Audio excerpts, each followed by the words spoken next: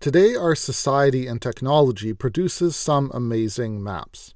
More accurate than ever before, with so much detail to help us get around and know our planet. But that's not the whole story. Our maps reveal a big blind spot in our culture when it comes to how we think about land and the earth. After all, maps are a kind of art. They aren't one-to-one representations of the planet. We have to design maps and use them, and so our decisions about what details we show and how we show them tells us a lot about our relationship to the earth. Today, I want to open a window into another incredible cultural way of mapping and of thinking about Earth. In this headspace, Earth is not just the background for our lives. It's something fundamentally a part of who we are as human beings. We're going to look at the songlines of the Aboriginal people of what is today called Australia. These are oral traditions that unite storytelling, culture, spirituality, and mapping in ways that can't help but amaze us. For thousands of years, people have used songlines not just to navigate over the land, but to pass on ancestral wisdom about how we should live well with the planet and with each other. Let's dive in.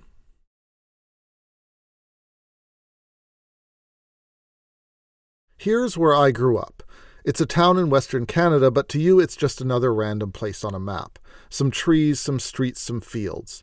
Here I can flip between satellite and non-satellite views, and it's kind of interesting, but it doesn't mean anything to you.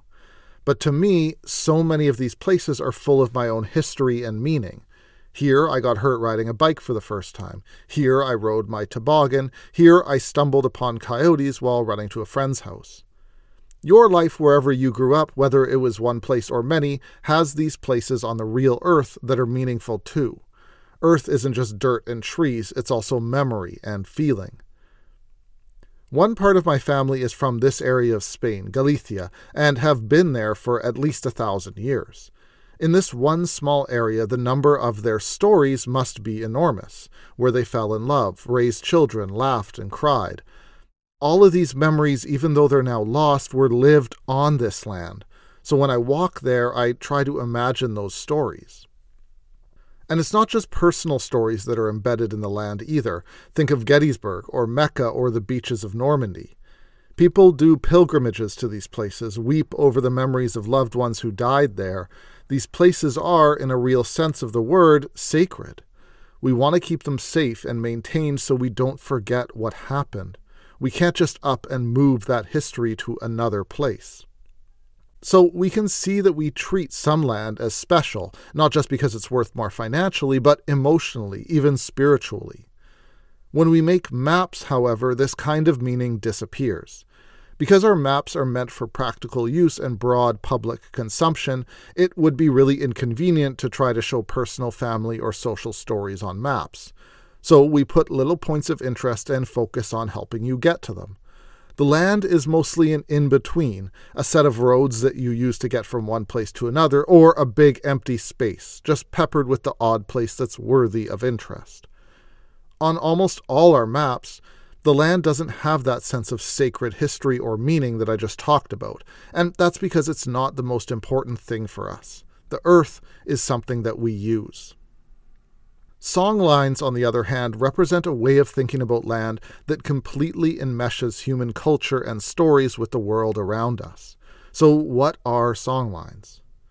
Here's a quote from Margot Nagawa-Neal, a curator at the National Museum of Australia. Songlines can be visualized as corridors or pathways of knowledge that crisscross the entire continent, sky and water. Songlines, sometimes referred to as dreaming tracks, link sites and hold stories, known as story places, which are read into the natural features of the land. These sites of significance, formed by ancestral beings, are like libraries, storing critical knowledge for survival.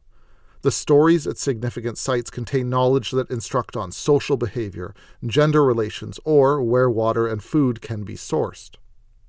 At the heart of it, songlines are stories, handed down in an oral tradition that stretches back thousands of years. They're stories that can also be represented in many ways: art, dance, music, prayer. They aren't maps in our modern sense of the word, but one part of what songlines do is provide spatial knowledge of the world for a given Indigenous group. Because of the spatial element of songlines, some people describe them as a kind of GPS system or Google Maps. And this isn't wrong. We'll discuss shortly just how well songlines do help people navigate the land. But it's important to realize from the start that songlines are much more than just a spatial tool. In an Aboriginal worldview, the Earth is interwoven with who we are. Think of the patch of land I showed you, where my family's lived in Spain for 1,000 years or more. Imagine if my family had handed down stories, generation after generation, about how they lived on and used the land. These stories would have many layers of meaning and would be intimately tied to all kinds of elements of the earth, from coastlines to trees to weather. These stories would tell me about the land and its history, but would also give me a sense that I belong to that land, that I have a profound connection to that place. When I walk there, I would be walking in the footsteps of my ancestors, and I would know it. But that feeling is just a tiny window into a songline. Songline stories aren't just family stories. They go back farther than that, right to the start of everything. Songlines can be stories of ancestor deities, of creation. They tell the whole history of the land, from its very beginnings through all the generations of people that lived on it. One elder described it as follows: "We have no books. Our history was not written by people with pen and paper. It's in the land. The footprints of our creation ancestors are on the rocks. The hills and creek beds they created as they dwelled in this land surround us. We learned from our grandmothers and grandfathers as they showed us these dreaming sites, told us the stories, sang and danced with us the chukurpa. We remember it all, in our minds, our bodies, and feet as we dance the stories. We continually recreate the chukurpa." In songlines, we hear about how different creator ancestors shaped the land as they moved across it.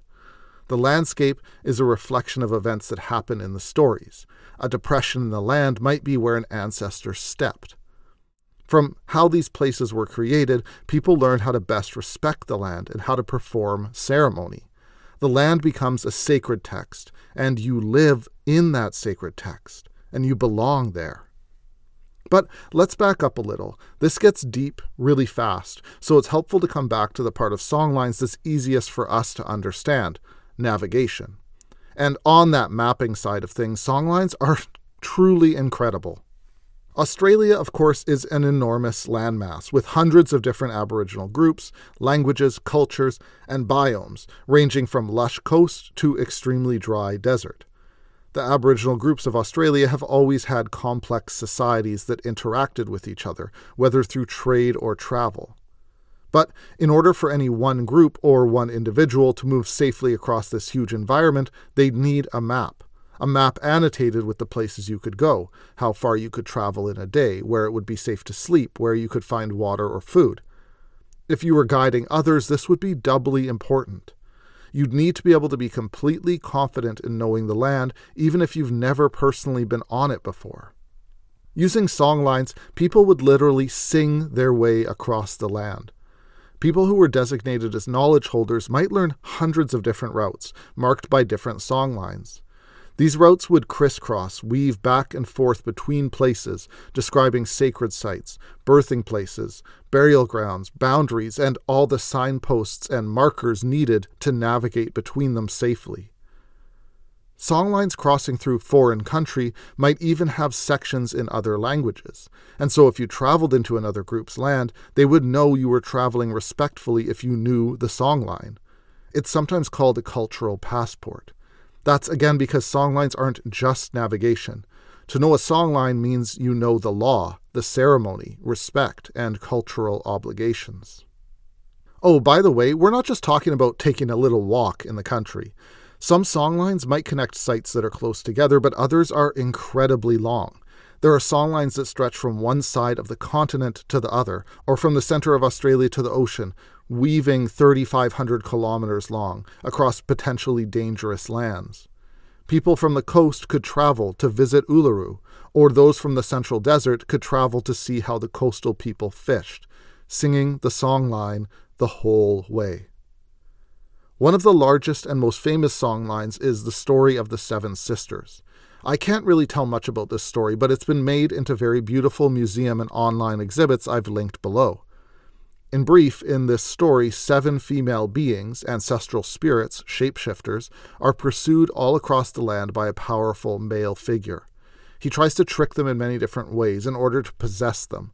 He might shift into a tree or a snake or the wind, and they battle against each other with wits and intrigue.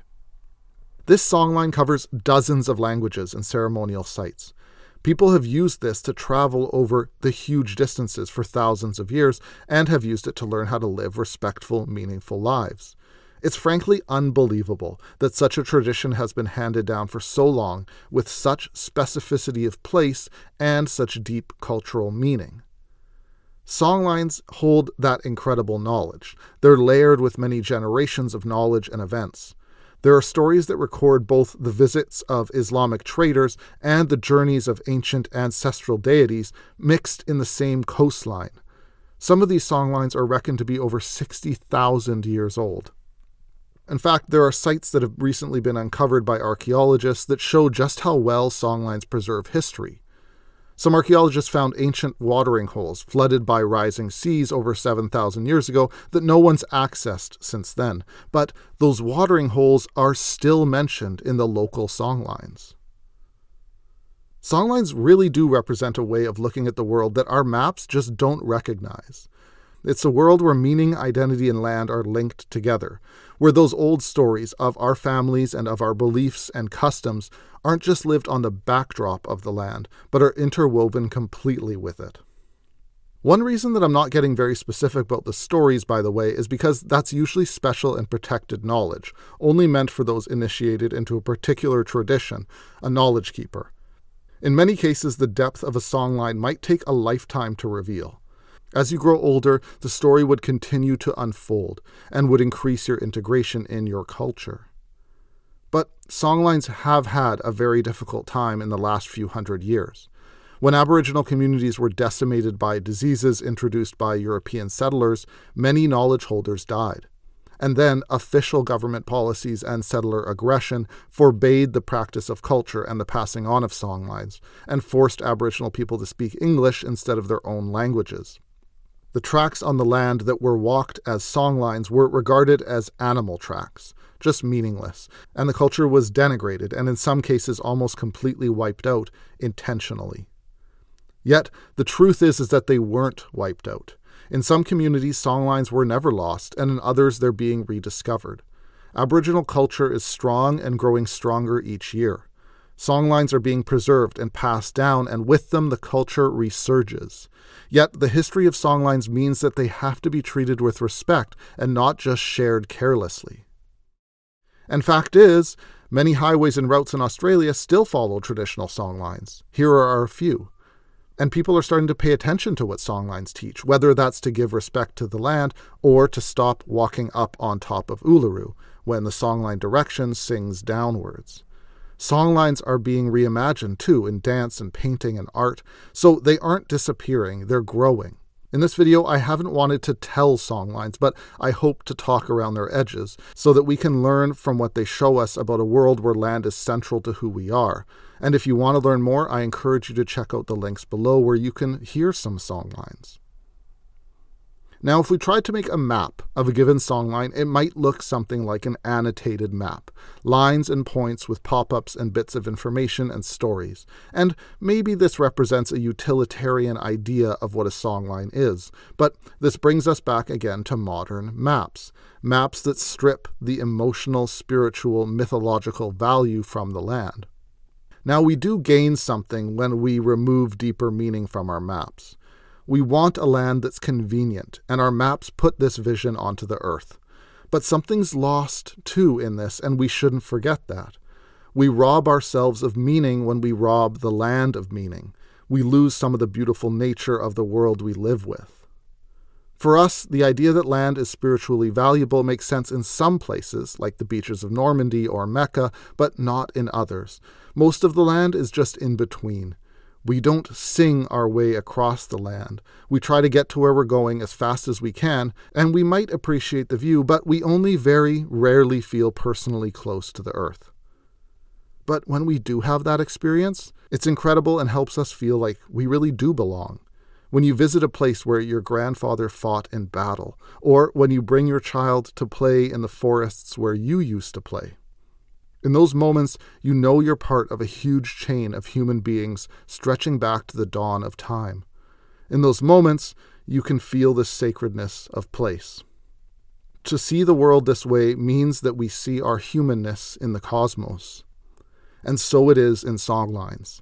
These stories intermingle human history and the stories of land together in a kind of map that goes far deeper than a picture of Earth. As it's said, Aboriginal people see the country through songlines and the ancestral importance as much as seeing hills and valleys and plains. If we want to live in a world with more meaning, songlines are a great place to begin that journey. Our lives can be bigger than ourselves and bigger than our generation, and we can belong where we are. We're not going to stop using our maps, but maybe we can look at them knowing that beyond the picture they present, the land and its stories are a big part of what makes us who we are. Thanks for watching.